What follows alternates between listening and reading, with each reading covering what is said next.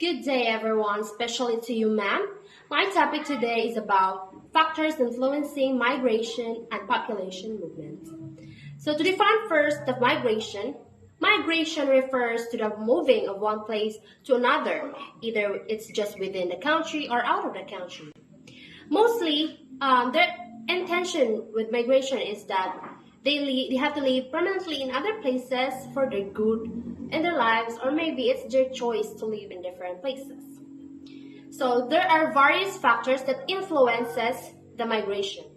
We have the socio-political. It is a rising of communal violence that has a conflict of both ethnic and religious group, which causes a riot between two groups, and those people have to migrate other certain places to avoid harm and to ensure that their family are in a safe place. And next is political instability and conflict. So if there is an occurring war in a certain country, some people have to migrate in other country to avoid the ceasefire. So because it can cause to disrupt the lives of other people and essential services, so they have to migrate and avoid being caught in crossfire and seek refuge in safer nations. And next is economic disparity. So it is between developing and developed economies. One of the example here is the overseas Filipino who choose to stay permanently in other country just because they earn better there compared to the country they used to live in. In order to provide a better life for their family, they seek employment in other country that has higher salary wages. And next reason is the scaled labor movement. So this is just temporary visas. Scaled labor involvement refers to the migration of workers with specialized skill or qualification or expertise from one geographic location to another, often across national borders for employment purposes. And next reason is ecological climate, or they don't have access to food and water because of the rising sea levels or climate change, so they have to migrate in order to continue their livelihood, especially in our agricultural places who rely their livelihood and earnings from the agricultural crops. So, like for example, in a certain place that dili matubuan of crops, they have to change places in order to continue their livelihood in agriculture, or maybe the reason is kanang disasters ang ilang place ni pujuan, like landslide, prone to landslide, or maybe they are just nearby by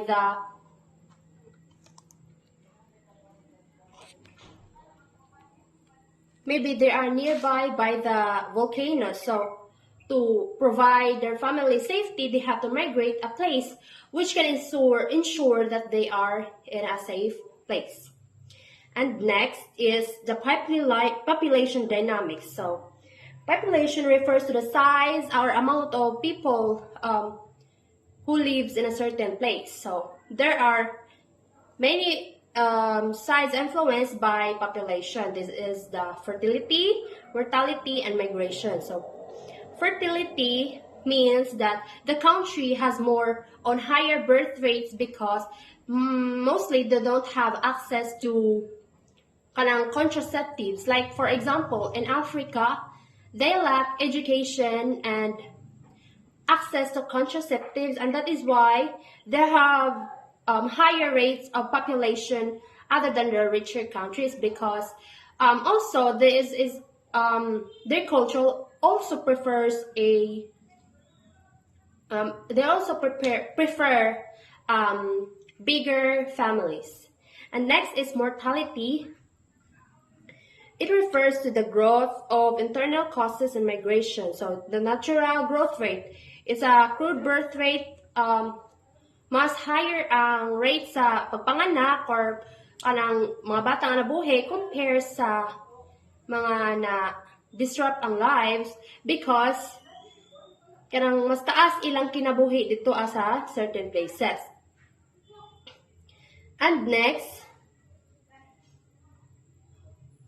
is the migration. So the reason why there are higher rate of population in a certain country because they are open to migrants, especially Canada and USA.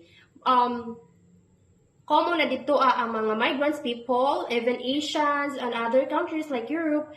And that's the reason why nga mas danda ko ang ilang population because they rely on the people to go there to work maybe and that cause to increase their population.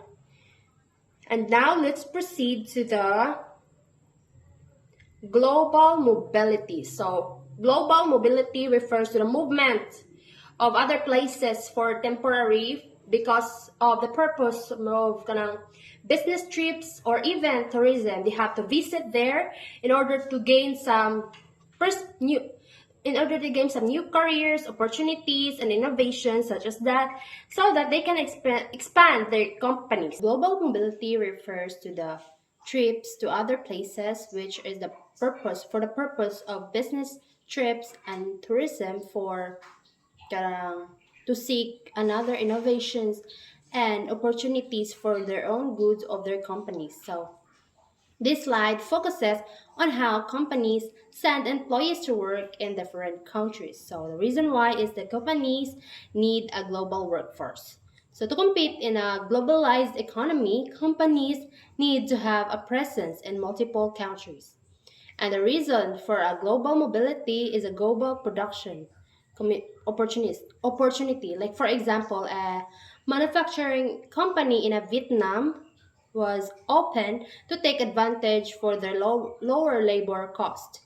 And the research, the development, and innovation is also the reason why there is a business trip to do innovations for their own company. Like for example, a pharmaceutical company sent a scientist to collaborate with researchers in Germany on a new drug. And the customer sales, service, and growth helps to expand their sales for their own benefit of the company. So like for example, a tech company sends a sales representatives to expand its market share in Brazil. While the challenges of this global mobility in the company is managing costs in a global market. Therefore, their goal is to return the investment they spend on this global mobility as they send employees to other country, and that costs their money so that it will return back to their own profit. And the next one is the employee's perspective. So this slide focuses on why the employees want to work in other countries or they have to stay there for good. One of the reasons is that they seek international assignments that expand their personal growth as they want to experience different cultures and ways of life so that it could create new skills that is helpful for their career. And the next is career development. It helps them gain international experiences and expand their professional work. And next is the resume building. This is one of the influences why employees wanted to work because it demonstrates their adaptability and cross-cultural skill. What are these types of assignment? These are the expatriate. It is a long-term assignment in other country. And commuter is just a regular travel between countries for work. They have to visit another country and they can experience different traditions and other tourism spots. And next, and the benefit for the organization. So we have talked about the benefits for employees. Now let's go back. Let's proceed to the benefits of organization. Number one here is the addressing talent shortage. So filling positions with qualified candidates from around the world. And the closing gap is the transferring knowledge and expertise to different locations. The accelerating growth is expanding to a new market and increasing venue. While the benefits of the employees in this matter is new skill. They will gain a new learning languages, technologies, and business practices. And as international travel, they can visit to different kind of tourisms which they didn't visit yet in their lives. And then exploring new destinations and experiencing different cultures. Of course, they have to witness cultures of different countries, which can enhance their thinking and expand their horizon. Next is career progression. It's advancing their careers and increasing their earning potentials. And next is the global talent hotspot. So, this highlight the regions that are attracting a lot of global talents. And the emerging talent hotspots are the countries. So, what are these BRIC countries?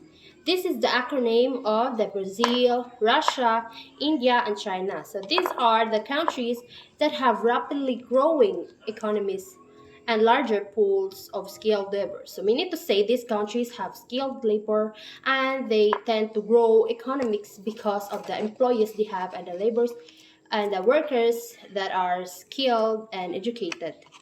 And also in the UAE and Qatar. These are the countries that are investing heavily in infrastructure and attaining talents in sectors like finance and technology. So they focus on enhancing their skills in finance and technologies, which is helpful in their economic growth. Global economic power is shifting from developed countries to emerging markets, like for example, the growing GPD of Shanghai and Beijing. So these are the cities that becoming major economic centers, attracting talent from around the world. So what are the challenges in this? The challenge in this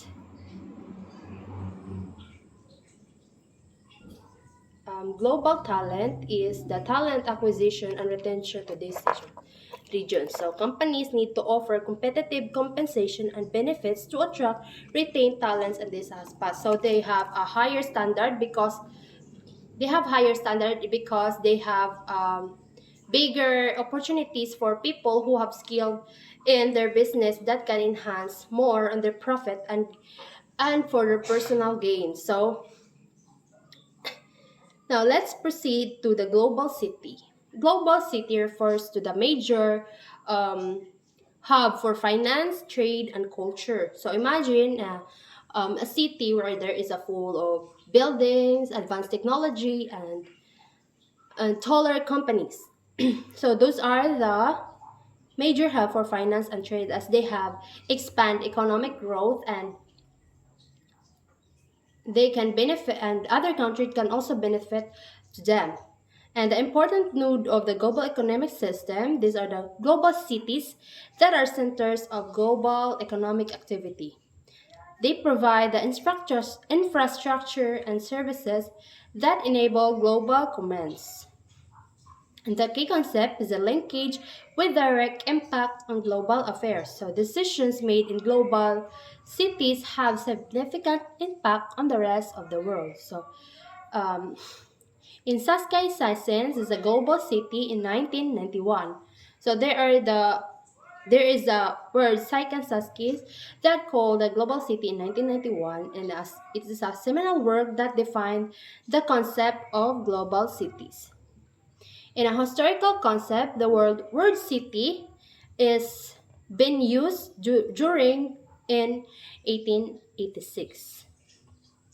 And this the concept of the global city has evolved over time and its synonym is a financial capital. So meaning to say it is a major of finance which also helps other countries to expand their economic status. So these cities holds great economic and political power. Like for example in America they hold bigger influence because they